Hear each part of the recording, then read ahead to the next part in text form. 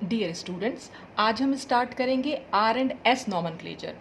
Last video में हमने D and L nomenclature use किया था। आज हम देखेंगे आर एंड एस नॉमेनक्लेचर और ये एक एब्सोल्यूट कॉन्फ़िगरेशन के अंडर आता है। अब इसमें क्या करेंगे हम, जो ये यूज़ होता है जनरली आर एस नॉमेनक्लेचर, ये ज़्यादातर फिशर प्रोजेक्शन और फ्लाइंग वेज रिप्रेजेंटेशन में यूज़ होता है। इसमें जो आर का मतलब है वो है रेक्टस और एस का मतलब होता है सिनिस्टर। रेक्टस मीन्स होगा राइट, ये मतलब लैटिन वर्ड्स हैं, और सिनिस्टर मीन्स होता है लेफ्ट। अच्छा, अब आर एस नॉमेनक्लेचर में हम करते क्या हैं? इसमें सबसे पहला काम ये होता है कि जो भी हमारा फिशर प्रोजेक्शन है, जो कि हमने फिशर प्रोजेक्शन में भी हम कायरल कार्बन लेते हैं और फ्लाइंग वेज में भी, तो जो कायरल कार्बन है और उससे जो 4 डिफरेंट एटम्स जुड़े हुए हैं या ग्रुप्स जुड़े हुए हैं, उनको हम प्रायोरिटी देते हैं। और वो प्रायोरिटी कैसे देते हैं? प्रायोरिटी सीक्वेंस रूल्स होते हैं इसके लिए कुछ, तो वो सीक्वेंस रूल सबसे पहले हमें पता होने चाहिए, तभी हम प्रायोरिटी दे पाएंगे। प्रायोरिटी में मतलब हमें नंबर 1, नंबर 2, नंबर 3, नंबर 4 देना है। तो प्रायोरिटी से यहाँ पर ये समझ लीजिए हम किसको ज़्यादा इंपॉर्टेंस दे रहे हैं, किस ग्रुप को ज़्यादा इंपॉर्टेंस दे रहे हैं, बस ये समझ लीजिए आप। तो यहाँ सबसे इम्पॉर्टेंट चीज़ है प्रायोरिटी देना। यानी अगर हम ये सीक्वेंस रूल समझ में आ जाएंगे, फिर हम आर एंड एस नॉमेनक्लेचर कभी भी कहीं पर भी इजीली निकाल सकते हैं। तो ये जो सीक्वेंस रूल्स होते हैं ये आपको याद रहने चाहिए। अब वो सीक्वेंस रूल्स हैं क्या? इन सीक्वेंस रूल्स को हम CIP रूल्स भी बोलते हैं। C फॉर कान, I फॉर इनगोल्ड और P फॉर प्रीलॉग। ये सब साइंटिस्ट के नेम है, तो उन्हीं के नाम पर ये CIP रूल्स भी इनको कहा जाता है, क्योंकि इन्हीं तीनों साइंटिस्ट ने ये रूल्स दिए थे। अच्छा, अब ये सीक्वेंस रूल्स होते क्या हैं?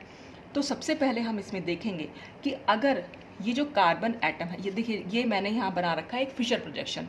फिशर प्रोजेक्शन में मैंने आपको बताया था कि जो सेंटर पॉइंट होता है वो कार्बन होता है, और ये एक कायरल कार्बन होता है। कायरल से मतलब है कि 4 डिफरेंट ग्रुप इससे या 4 डिफरेंट एटम इस कार्बन से अटैच्ड हैं। अब हमें इन्हीं को प्रायोरिटी देनी है। प्रायोरिटी से मतलब वही नंबर 1, नंबर 2, नंबर 3, नंबर 4, इस तरह से हमें इनको नंबर देना, मतलब नंबरिंग करनी है इनकी। अब ये नंबरिंग करनी कैसे है? तो हम इसमें क्या देखते हैं कि ये जो चारों ग्रुप्स हैं इनका एटॉमिक नंबर चेक करते हैं। तो जिसका भी एटॉमिक नंबर ज़्यादा है उसे हम हायर प्रायोरिटी देते हैं, यानी कि सबसे पहला नंबर हम उसको देंगे जिसका कि एटॉमिक नंबर ज़्यादा होगा। फिर उसके बाद उसका थोड़ा से कम जिसका होगा, फिर उससे थोड़ा सा कम, मतलब एक डिक्रीजिंग ऑर्डर में हम इसको लिख देंगे। जैसे सपोज हमने यहाँ पर ये ग्रुप्स देखे, इस कार्बन से Cl, Br, F और H अटैच्ड हैं। अब आप देखिए कि इन चारों ग्रुप या चारों एटम्स में से हायर एटॉमिक नंबर किसका है? ऑब्वियसली ब्रोमीन का है। तो हम सबसे पहले सपोज मैंने यहाँ ब्रोमीन लिख दिया। ब्रोमीन के बाद किसका नंबर आ जाएगा? Cl का। तो Br का एटॉमिक नंबर ज़्यादा है Cl से, और Cl का एटॉमिक नंबर ज़्यादा है फ्लोरीन से, और फ्लोरीन का एटॉमिक नंबर है ज़्यादा है हाइड्रोजन से। तो अब हम जब इनको ये हमारा एटॉमिक नंबर का डिक्रीजिंग ऑर्डर चल गया। तो अब हम जब नंबरिंग देंगे इनको, यानी कि प्रायोरिटी देंगे, यानी कि सबसे पहला नंबर हम किसको देंगे? जिसका कि एटॉमिक नंबर सबसे ज़्यादा है। तो हम इसको नंबर 1 देंगे। फिर इसके बाद Cl आता है तो इसको नंबर 2 देंगे, ये नंबर 3 देंगे और ये नंबर 4 देंगे। तो इस तरह से ये होता है प्रायोरिटी देना, यानी हमने इसको ज़्यादा इंपॉर्टेंस दे दी, इसलिए इसका जो है सबसे पहला नंबर दिया। तो जिसका भी हायर एटॉमिक नंबर होगा उसको हमें नंबरिंग वहीं से स्टार्ट करनी है हमें। तो ये हमने नंबर 1, फिर ये 2 और ये 3 और ये 4। तो ये हमारा पहला रूल था कि जो चारों एटम्स हैं डायरेक्टली अटैच्ड जो हैं उनको हमें देखना है, एटम हो या ग्रुप हो। ग्रुप में भी हमें एटम ही चेक करना पड़ेगा जो डायरेक्टली अटैच्ड होगा, और बस उसका हमें एटॉमिक नंबर चेक करना है, और जिसका एटॉमिक नंबर ज़्यादा है उसको हायर प्रायोरिटी देनी है, यानी वहाँ से हम नंबरिंग स्टार्ट करेंगे। अच्छा, अब सेकंड केस क्या होगा? सेकंड रूल इसका ये कहता है कि जब भी कभी आइसोटोप्स होंगे, देखिए आइसोटोप्स में क्या होता है, एटॉमिक नंबर तो सेम होता है। तो जब आइसोटोप्स होंगे तो एटॉमिक नंबर अगर सेम है तो हम वहाँ पर नंबरिंग कैसे देंगे, यानी वहाँ पर हम प्रायोरिटी कैसे देंगे?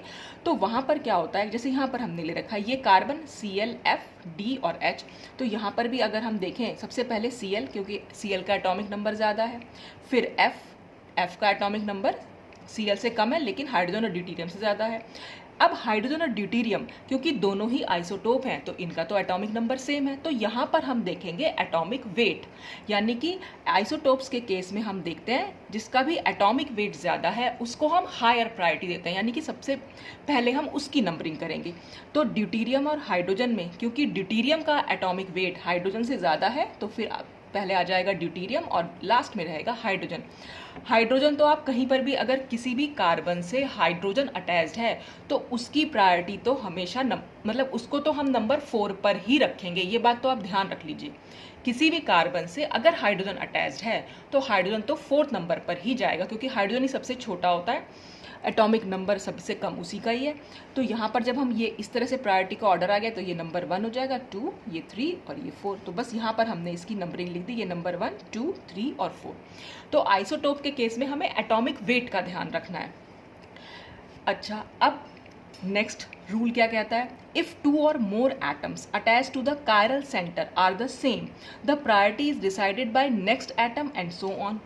अब ये रूल ये कहता है कि देखिए जैसे ये कार्बन एटम था, इस कार्बन से हमने देखिए 4 ग्रुप्स हैं, ये Cl है, यहाँ कार्बन है, ये हाइड्रोजन और फिर कार्बन, यानी इस कार्बन जो कायरल कार्बन था इससे दोनों कार्बन ही अटैच, जो डायरेक्टली अटैच्ड हैं। देखिए पूरा का पूरा ग्रुप है और ग्रुप में हमें डायरेक्टली अटैच्ड एटम देखना होता है, तो यहाँ पर भी कार्बन डायरेक्टली अटैच्ड है और यहाँ पर भी कार्बन डायरेक्टली अटैच्ड है। तो अब हम इनमें कैसे डिसाइड करेंगे कि किसको हमें हायर प्रायोरिटी देनी है? तो उसके लिए हम क्या करते हैं, हम सबसे पहले इस ग्रुप को पूरा खोल के लिख लेते हैं। तो इस कार्बन से क्योंकि 2 हाइड्रोजन अटैच्ड हैं तो हमने ये दोनों हाइड्रोजन बना दिए, और फिर नेक्स्ट जो है ये कार्बन भी अटैच्ड है इसी से, तो हमने ये कार्बन बनाया, और इस वाले कार्बन से क्योंकि 3 हाइड्रोजन अटैच्ड हैं तो वो तीनों हाइड्रोजन हमने यहाँ बना दिए, और इस कार्बन से 3 हाइड्रोजन अटैच्ड हैं तो हमने इस कार्बन से भी तीनों हाइड्रोजन दिखा दिए। ठीक, अब हम प्रायोरिटी को डिसाइड करेंगे कैसे? जब भी कभी, ये रूल यही कहता है कि जब भी कभी ये 2 एटम या 2 से ज़्यादा एटम अगर सेम हो तो हम हमेशा नेक्स्ट एटम पे जाते हैं, फिर हम नेक्स्ट एटम को देखेंगे कि उसका एटॉमिक नंबर किसका ज़्यादा है। अब नेक्स्ट एटम पता कैसे चलेगा? देखिए इस कार्बन से अगर हम नेक्स्ट एटम देखें तो हमें क्या करना होता है, जो इस कार्बन से ये 3 बॉन्ड अटैच्ड हैं और इन बॉन्ड से जो जो एटम अटैच्ड हैं बस वो नेक्स्ट एटम होगा। देखिए कार्बन से नेक्स्ट एटम हम हाइड्रोजन को भी मान सकते हैं, इससे नेक्स्ट एटम ये कार्बन भी हो सकता है और नेक्स्ट एटम ये हाइड्रोजन भी हो सकता है। तो क्योंकि ये दोनों कार्बन सेम है इसलिए हम नेक्स्ट एटम पे जा रहे हैं, और उस नेक्स्ट एटम को ढूंढने का मतलब कैसे ढूंढेंगे? तो अगर आप इस ग्रुप को खोल के लिख लेंगे, स्टार्टिंग में आप खोल के लिखिए तभी आपको प्रैक्टिस बनेगी, फिर तो आपको आइडिया हो जाएगा कि कौन कौन से ग्रुप यहाँ पर अटैच्ड हैं या एटम्स अटैच्ड हैं। तो बस ये जो 3 बॉन्ड हैं, बस इन 3 बॉन्ड से अटैच्ड हम एटम को देख लेंगे कौन कौन से, ये हाइड्रोजन, ये कार्बन और ये हाइड्रोजन। तो हमने 2 हाइड्रोजन और 1 कार्बन को यहाँ पर लिख लेते हैं, इस तरह से आप लिख भी सकते हैं। ठीक है, हमने इस कार्बन से बस ये डायरेक्टली अटैच्ड एटम को यहाँ पर लिख लिया, और इस कार्बन से जो नेक्स्ट एटम है वो है हाइड्रोजन, हाइड्रोजन, हाइड्रोजन, तो तीनों हाइड्रोजन को हमने यहाँ पर लिख लिया। अब हम प्रायोरिटी देंगे, तो देखिए यहाँ पर Cl तो सबसे हायर प्रायोरिटी जाएगा क्योंकि Cl का तो एटॉमिक नंबर सबसे ज़्यादा होता है, तो इसको तो दे देंगे नंबर 1। और क्योंकि ये हाइड्रोजन है तो हाइड्रोजन को तो मैंने अभी आपको बताया कहीं पर भी हाइड्रोजन अटैच होगा अगर कार्बन से डायरेक्टली अटैच्ड अगर है वो, तो उसको तो हमेशा नंबर 4 देना ही देना है। तो ये तो नंबर 1 हो गया, ये नंबर 4 नहीं, तो ये तो क्लियर हो गया। अब इसमें से 2 किसको देना है और 3 किसको देना है ये हम कैसे डिसाइड करेंगे? नेक्स्ट एटम के बेस पे। तो नेक्स्ट एटम हमने यहाँ पर लिख लिया है, तो जैसे ही आपने यहाँ नेक्स्ट एटम लिखिए, आप जो सेम एटम्स को वहाँ पर कैंसिल कर दीजिए। जैसे यहाँ पर भी हाइड्रोजन है तो यहाँ पर भी हाइड्रोजन है, तो ये कैंसिल हो गया, क्योंकि हाइड्रोजन और हाइड्रोजन के बीच जब दोनों ही सेम एटम है तो क्या करेंगे, हम नेक्स्ट एटम पे जाएंगे। क्योंकि ये जैसे सपोज मैंने ये हाइड्रोजन देख लिया और ये हाइड्रोजन, तो ये दोनों तो सेम हाइड्रोजन ही हैं। फिर ये हाइड्रोजन देखा और ये हाइड्रोजन देखा, तो ये दोनों भी सेम है, तो यहाँ पर हम प्रायोरिटी डिसाइड ही नहीं कर सकते। प्रायोरिटी तो तभी डिसाइड होगी जब हमारे पास 2 डिफरेंट एटम्स होंगे। तो इसका मतलब ये हाइड्रोजन और ये हाइड्रोजन भी कैंसिल हो गया। अब क्या बचा, यहाँ पर हाइड्रोजन है और यहाँ पर कार्बन है। क्योंकि कार्बन का एटॉमिक नंबर हाइड्रोजन से ज़्यादा है इसलिए हम इस वाले ग्रुप को, यानी इस वाले ग्रुप को हम प्रायोरिटी देंगे इसके कंपैरिजन में। तो हमने फिर क्या करा, नंबर 1 तो हम दे चुके थे, 4 दे चुके थे, अब हमें 2 और 3 देना है। तो क्योंकि इसकी हायर प्रायोरिटी है तो सबसे पहला नंबर हम इसको देंगे। तो 1 के बाद जो पहला नंबर आ गया 2, तो हमने इसको दिया 2 और इसको दिया 3। तो इस तरह से अगर आप जो भी ग्रुप्स अटैच्ड हैं, अगर उन ग्रुप का डायरेक्टली अटैच्ड एटम सेम है तो हम नेक्स्ट एटम पे जाते हैं। और नेक्स्ट एटम हम कैसे ढूंढते हैं, जो भी ये एटम हो जो डायरेक्टली अटैच्ड एटम होता है, इस कार्बन से डायरेक्टली अटैच्ड ये एटम है और जो इससे ये 3 बॉन्ड जुड़े हुए हैं, बस इनके जो है हमें ये एटम्स को यहाँ लिख लेना होता है। एटम्स को लिखा, जो सिमिलर एटम्स होते हैं उनको कैंसिल कर दिया, यानी जो सेम एटम है, क्योंकि वहाँ से प्रायोरिटी डिसाइड ही नहीं हो सकती, डिफरेंट एटम से होगी। तो हाइड्रोजन हाइड्रोजन कैंसिल हुए और यहाँ पर हमने देखा कार्बन जो है हाइड्रोजन से ज़्यादा एटॉमिक नंबर है, इसलिए इसकी प्रायोरिटी इसके कंपैरिजन में ज़्यादा होगी। ठीक, अब हम आते हैं नेक्स्ट एग्जाम्पल पे। इसी रूल का नेक्स्ट एग्जाम्पल अगर हम यहाँ पर देखें, देखिए अब यहाँ पर अगर आप देखें, इस कार्बन से सारे जो डायरेक्टली अटैच्ड एटम है सारे के सारे ही कार्बन हैं। तो जब सारे ही कार्बन है तो हम नेक्स्ट एटम पे जाएंगे, और नेक्स्ट एटम पे जाने का क्या मतलब होता है, इस कार्बन से अटैच्ड हमें वो 3 डायरेक्टली अटैच्ड एटम देखने हैं। तो देखिए इस कार्बन से ग्रुप तो ये CH3 अटैच्ड है, लेकिन डायरेक्टली अटैच्ड कौन सा है, कार्बन।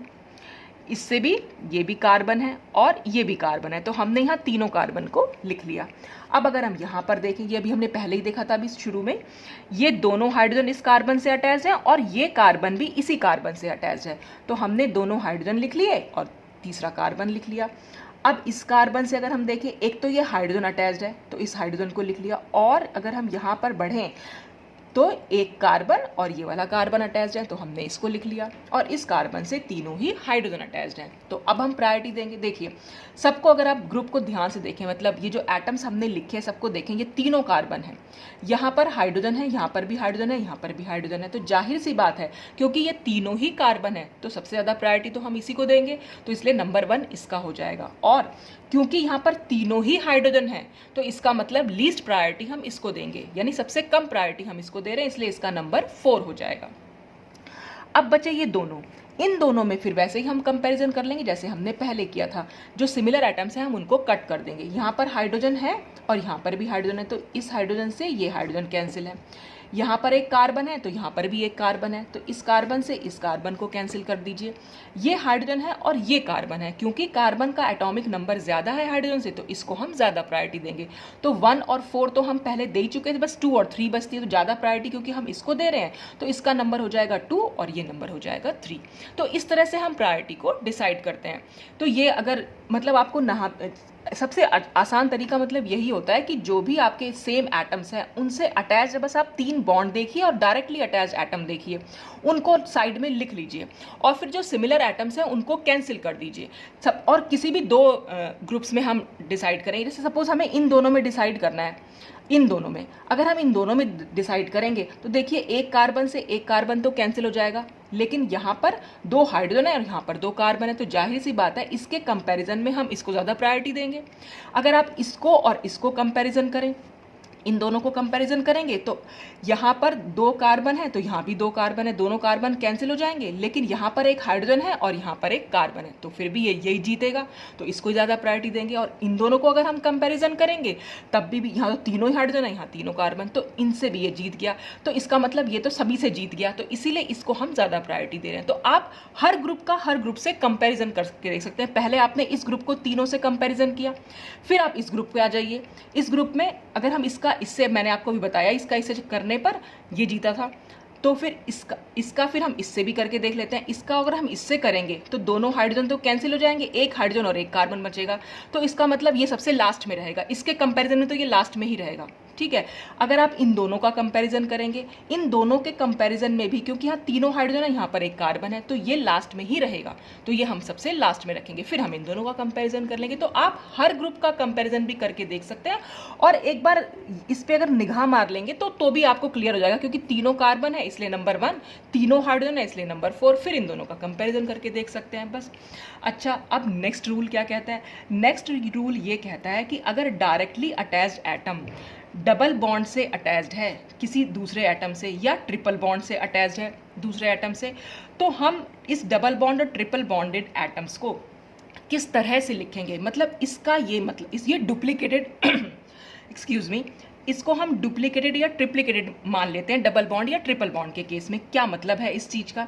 इसका मतलब ये होता है कि ये जो C डबल बॉन्ड O है, इसका मतलब अब ये इस तरह से लिखा जाएगा। इसका कैसे लिखा जाएगा कि हम क्या करेंगे, सबसे पहले ये जो एज इट इज़ लिखेंगे, ये C लिखा, यहाँ पर 2 बॉन्ड की बजाय हम एक ही बॉन्ड से ऑक्सीजन लिखेंगे, और जो ये वाला बॉन्ड है यानी जो एक पाई बॉन्ड था, यहाँ पर हम इस बॉन्ड को यहाँ भी लगाएंगे और यहाँ भी लगाएंगे इस तरह से।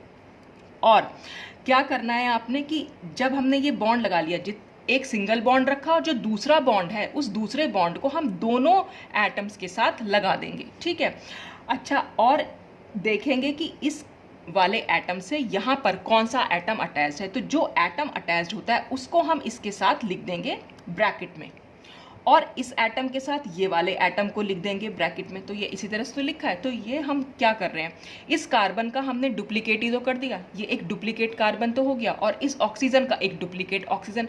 यहाँ पर तो कहीं एक कार्बन और एक ऑक्सीजन एक्स्ट्रा नहीं है, यहाँ पर तो सिर्फ एक ही कार्बन है और एक ही ऑक्सीजन है।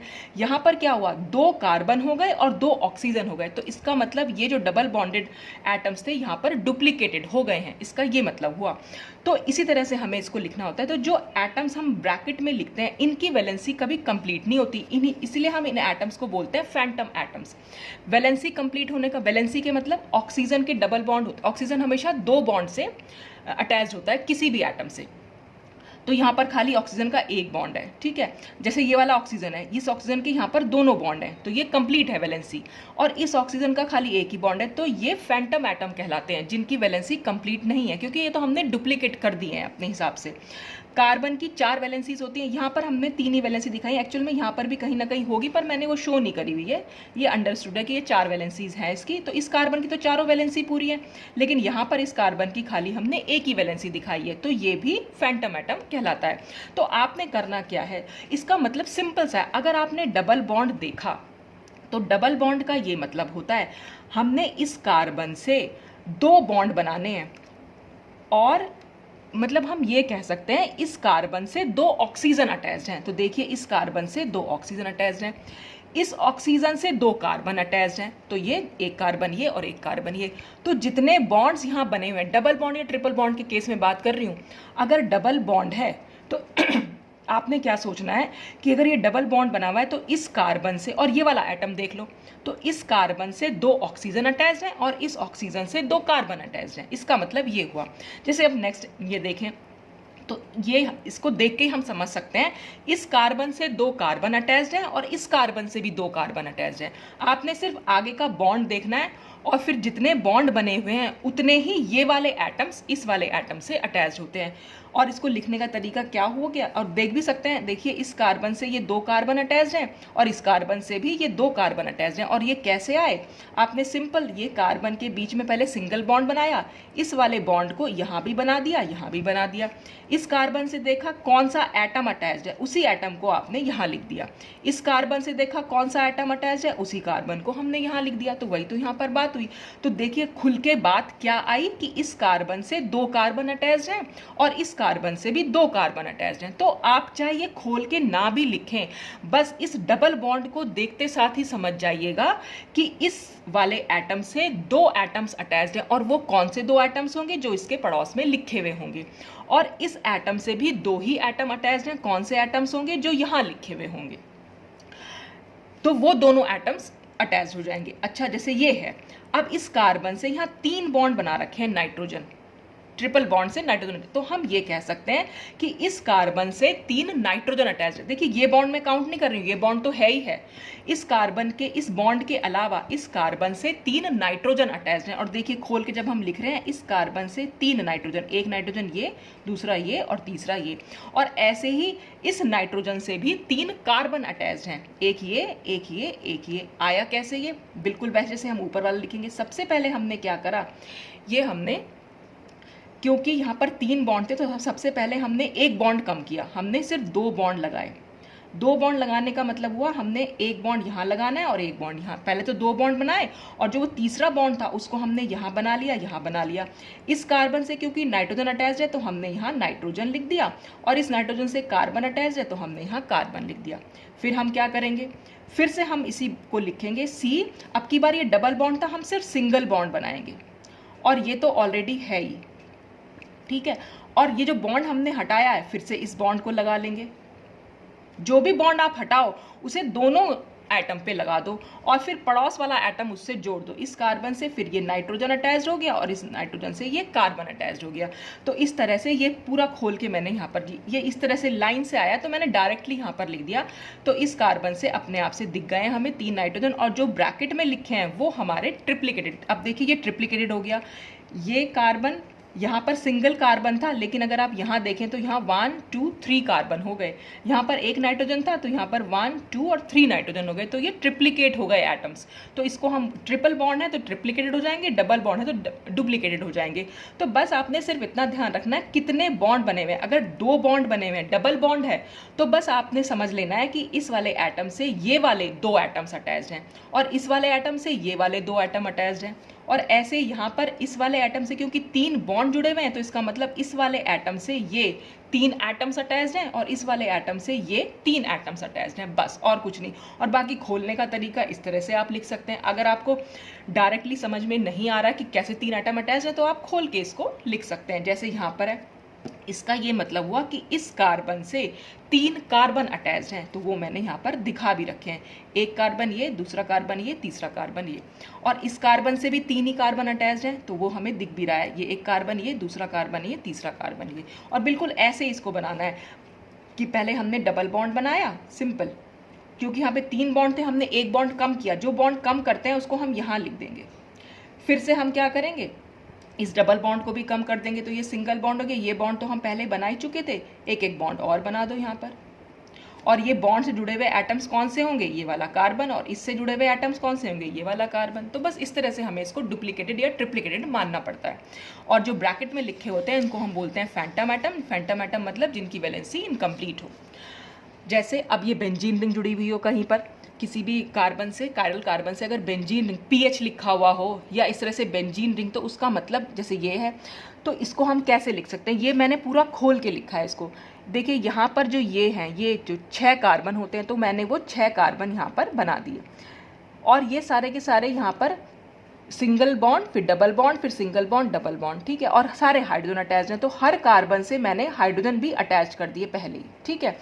अब मैं इस कार्बन और इस कार्बन की बात करूं, तो इस कार्बन से क्योंकि हमें क्या करना है कि 2 कार्बन अटैच दिखाने हैं, तो 2 कार्बन अटैच्ड हैं, एक कार्बन तो ये है ही और एक कार्बन हम यहाँ पर लिख देंगे, क्योंकि जैसे ही डबल बॉन्ड हटाएंगे एक बॉन्ड हम यहाँ बनाएंगे और इससे जो भी एटम अटैच्ड है वही तो हमें यहाँ लिखना होता है, तो वही हमने यहाँ लिख दिया। सी से यहाँ पर एक एटम यहाँ पर लिख दिया, और इस वाले सी से भी क्योंकि डबल बॉन्ड अटैच था तो डबल बॉन्ड हटा, यहाँ पर एक बॉन्ड बना और ये वाला एटम हमने यहाँ पर लिख दिया। और ये ब्रैकेट में है क्योंकि वैलेंसी जो है इनकम्प्लीट है। तो ऐसे हर कार्बन पर अगर आप देखें, अब हम इस कार्बन की बात करें तो ये कार्बन भी डबल बॉन्ड से अटैच है, तो इसका मतलब डबल बॉन्ड हटेगा, यहाँ पर एक बॉन्ड बनेगा और कौन सा एटम लिखा जाएगा, इसके पास वाला एटम जो डबल बॉन्ड से अटैच था। डबल बॉन्ड से अटैच्ड कार्बन है, इसलिए हमने यहाँ कार्बन लिख दिया। ऐसे ही इस कार्बन से देखेंगे, इस कार्बन से भी वही बॉन्ड ये वाला बॉन्ड हटा तो यहाँ पर एक बॉन्ड लगेगा और ये वाला कार्बन यहाँ लिखा जाएगा। तो ये मैंने पूरा खोल के इस तरह से इसको लिख दिया है। तो बस आपने डबल बॉन्ड हटाना है और दोनों एटम से जिनसे वो डबल बॉन्ड से वहाँ पर बॉन्ड लगा देने हैं, और ये वाला एटम यहाँ लिखना है, ये वाला एटम यहाँ लिखना है। या आपको ये मान लेना है कि इस कार्बन से 2 कार्बन जो हैं वो अटैच्ड हैं, बस। अच्छा, अब इसी को हम एग्जाम्पल पे कैसे लिख सकते हैं, कैसे हम प्रायोरिटी देंगे। ये तो अभी हमने ये समझा था कि हमने डुप्लीकेटेड और ट्रिप्लीकेटेड होता क्या है। जैसे ये यहाँ पर आप देखें, ये भी पहला कार्बन है, ये भी कार्बन है, ये भी कार्बन है और ये भी कार्बन है। तो अब हमें क्या करना है, हमें नेक्स्ट एटम पे जाना है। और नेक्स्ट एटम पे जाने का क्या तरीका था, वही देखिए, ये कार्बन से एक तो हाइड्रोजन अटैच्ड है, वो हमें दिखाई दे रहा है, तो हमने हाइड्रोजन लिख लिया। और क्योंकि डबल बॉन्ड से ऑक्सीजन अटैच्ड है, इसका मतलब इस कार्बन से 2 ऑक्सीजन अटैच्ड हैं, तो हमने वो 2 ऑक्सीजन लिख ली। और अगर आप खोल के लिखना चाहें तब भी आप समझ सकते हैं, ये क्या है, C डबल बॉन्ड O और ये है H। अब अगर मैं इसको ये डबल बॉन्ड हटाऊंगी, दोबारा कैसे लिख सकते हैं, अब हम सिंगल बॉन्ड से O लिखेंगे, ये H एज इट इज रहेगा, ये ऐसा रहेगा, और एक बॉन्ड मैं यहाँ बना दूंगी। और इस बॉन्ड से मुझे क्या जोड़ना है, ये वाला ऑक्सीजन, और ये इस तरह से लिखा जाएगा। तो आप देख रहे हैं इस कार्बन से जो 3 बॉन्ड बन के आए, क्या बन के आए, एक H और ये दोनों O। तो ये खोल के लिखने की जरूरत ना पड़े, इसलिए मैंने आपको बता दिया कि बस आप इसको बहुत जल्दी से समझ सकते हैं शॉर्ट टाइम में, कि अगर कार्बन से डबल बॉन्ड O है तो इसका मतलब इस कार्बन से 2 ऑक्सीजन अटैच्ड हैं और एक हाइड्रोजन तो हमें दिख ही रहा है, तो हमने ऑक्सीजन ऑक्सीजन और हाइड्रोजन लिख दिया यहाँ पर। अब यहाँ पर कार्बन से नेक्स्ट एटम देखेंगे, क्योंकि हम पहला तो सबका कार्बन आ रहा था, तो नेक्स्ट एटम ही तो देख रहे हैं हम सबका। अब इसमें ये सब ये वाले बॉन्ड से डायरेक्टली क्या अटैच्ड है, सब कार्बन है, तो हमने तीनों कार्बन लिख लिए। अब देखिए फिर से हम इस कार्बन पे आए, इस कार्बन से हमें दिख रहा है एक तो हाइड्रोजन है ही, तो हमने वो हाइड्रोजन लिख दिया। डबल बॉन्ड से क्योंकि कार्बन अटैच्ड है, इसका मतलब इस कार्बन से 2 कार्बन अटैच्ड हैं, तो हमने वो 2 कार्बन यहाँ पर लिख दिए।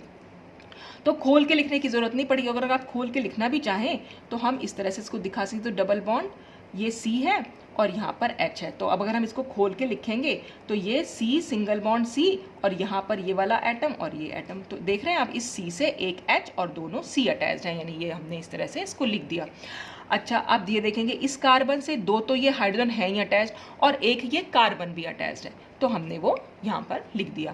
अब हम इसके बेसिस पर फिर वही हम करेंगे कि चारों जो मैंने ये ग्रीन से लिखे हुए हैं उनमें हम कंपैरिजन करेंगे किसका एटॉमिक नंबर ज़्यादा है। तो देखिए यहाँ पर carbon hydrogen, carbon hydrogen, carbon carbon, यहाँ पर है ऑक्सीजन, तो जाहिर सी बात है ऑक्सीजन का एटॉमिक नंबर तो इन के सबके कंपैरिजन में ज़्यादा है, तो हम इसको हाईएस्ट प्रायोरिटी देंगे, यानी कि यहाँ से हम नंबरिंग स्टार्ट करेंगे।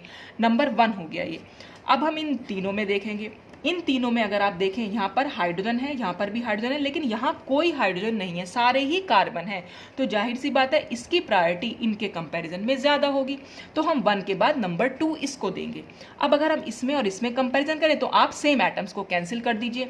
ये कार्बन से ये कार्बन कैंसिल, इस हाइड्रोजन से ये हाइड्रोजन कैंसिल। अब यहाँ बचा हाइड्रोजन और यहाँ बचा कार्बन। कार्बन का एटॉमिक नंबर ज़्यादा है तो इसको 3 नंबर देंगे और इसको हम 4 नंबर देंगे। तो इस तरह से हमें करना होता है। अच्छा, अब नेक्स्ट में आ जाइए। नेक्स्ट में अगर हम यहाँ गए कार्बन से, क्योंकि ट्रिपल बॉन्ड है और नाइट्रो, देखिए सबसे पहले तो हमने देखा ये भी कार्बन है, ये भी कार्बन है, ये भी कार्बन, ये भी कार्बन, तो इसका मतलब पहले एटम से तो हम नहीं देख सकते हैं प्रायोरिटी, तो हम नेक्स्ट एटम पे जा रहे हैं। नेक्स्ट एटम अगर हम देखें, क्योंकि ट्रिपल बॉन्ड से नाइट्रोजन है, इसका मतलब इस कार्बन से 3 नाइट्रोजन अटैच्ड हैं, तो हमने तीनों नाइट्रोजन को लिख दिया। और ये मैंने आपको पहले शो भी किया था कि 3 नाइट्रोजन कैसे अटैच्ड है, ये यहाँ पर दिख ही रहा था। कार्बन से ये 3 नाइट्रोजन जब हमने खोल के लिखा तो हमारा 3 नाइट्रोजन आए भी, 3 नाइट्रोजन अटैच कर दिए। और इस कार्बन से, क्योंकि ट्रिपल बॉन्ड से ये कार्बन अटैच है, इसका मतलब इस कार्बन से भी 3 कार्बन अटैच्ड है, वो हमने यहाँ लिख दिए। और इस कार्बन की अगर हम बात करें, देखिए इस कार्बन से एक तो ये वाला कार्बन अटैच्ड है, तो हमने सपोज ये कार्बन लिख दिया। और यहाँ अगर आप देखें डबल बॉन्ड है, तो डबल बॉन्ड का मतलब इस कार्बन से 2 कार्बन और अटैच्ड हैं, क्योंकि डबल बॉन्ड से अटैच्ड है ये, तो हमने दोनों कार्बन लिख दिए यहाँ पर। फिर हम इस कार्बन पर गए, इस कार्बन से एक हाइड्रोजन तो हमें दिखाई दे रहा है, वो हमने लिख दिया। अब डबल बॉन्ड से क्योंकि कार्बन अटैच्ड है, इसका मतलब इस कार्बन से 2 कार्बन और अटैच्ड हैं। जितने बॉन्ड्स होते हैं उतने एटम्स, ये वाले एटम्स इससे अटैच होते हैं, बस ये ध्यान रखना है। तो हमने यहाँ पर लिख दिया इस तरीके से। अब हम फिर प्रायोरिटी देंगे। प्रायोरिटी में अगर आप देखें नाइट्रोजन का एटॉमिक नंबर सबसे ज़्यादा है, तो नंबर 1 दे दिया।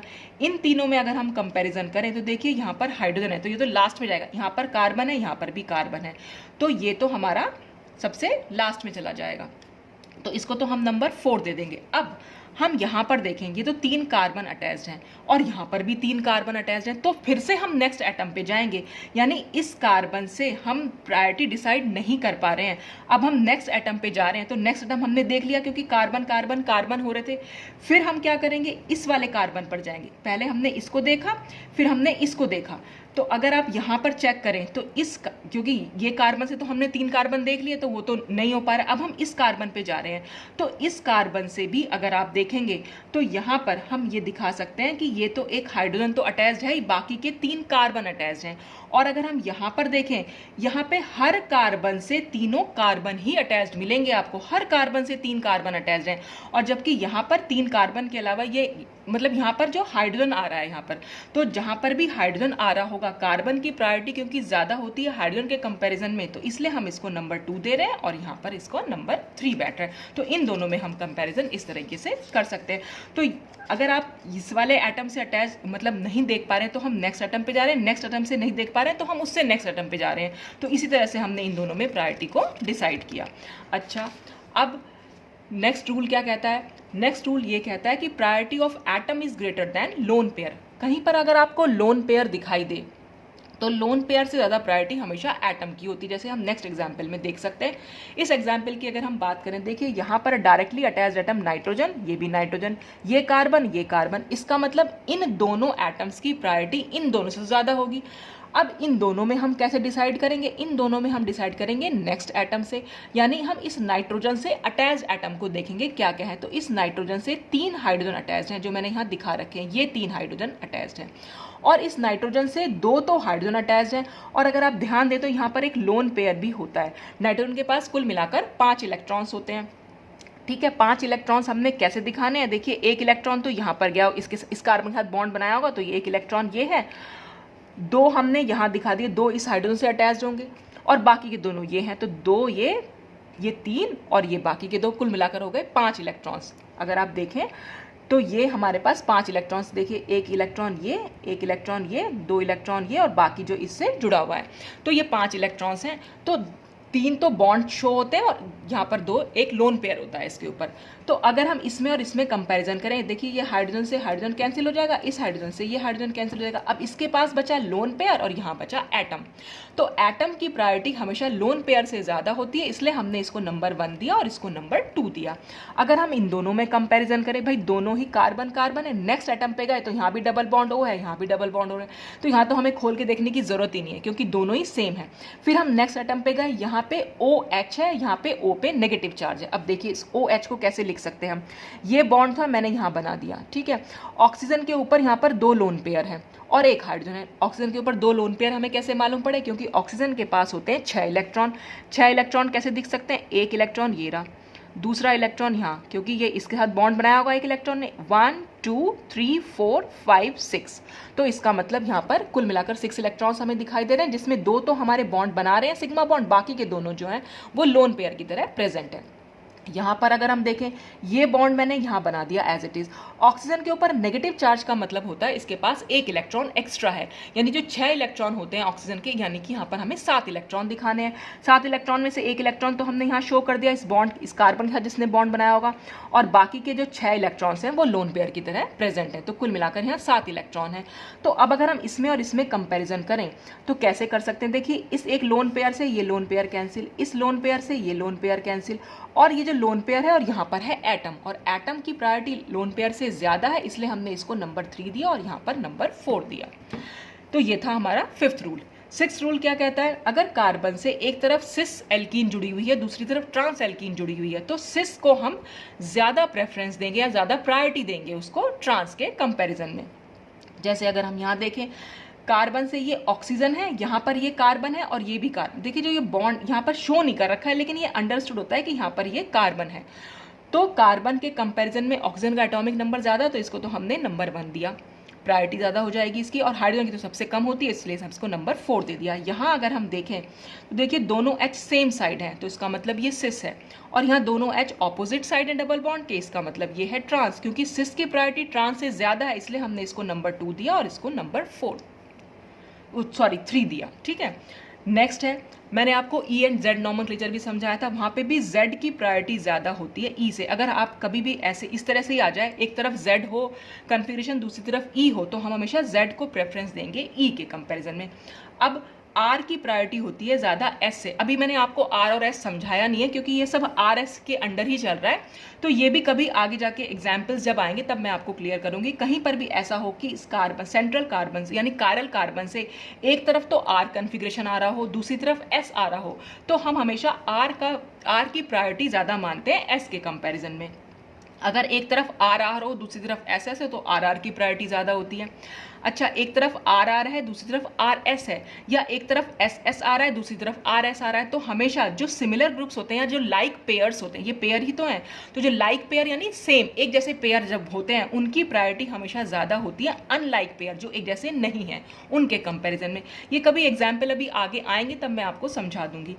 M की प्रायोरिटी होती है ज़्यादा P से। अभी M और P भी आपने नहीं पढ़ा है, ये एक्चुअली MSc लेवल का है, ये हेलिकल कायरलिटी में हम इसको यूज़ करते हैं, तो ये भी कभी आगे एग्जाम्पल आएगा तब मैं आपको समझाऊंगी। तो ये रूल आपको BSc लेवल पे तो आपको सिर्फ इतने रूल आपको पता होने चाहिए, ZE तक, या R एंड S का भी कहीं पर पूछ लेते हैं, इतना पता होना चाहिए। ये सब इतना डिटेल में तो नहीं आता है, लेकिन हाँ MSc के स्टूडेंट्स हो या कॉम्पिटिशन लेवल पर अगर आप तैयारी करें तो ये सब कुछ आपको याद होना चाहिए।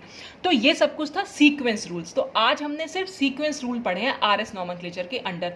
अब कल से हम स्टार्ट करेंगे कि हम फिशर प्रोजेक्शन में या जो फ्लाइंग वेज फार्मूला है इसमें हम R और S निकालते कैसे हैं। तो सबसे पहले आपको ये CIP रूल्स आपको मालूम होने चाहिए, तभी हम R एंड S निकाल सकते हैं।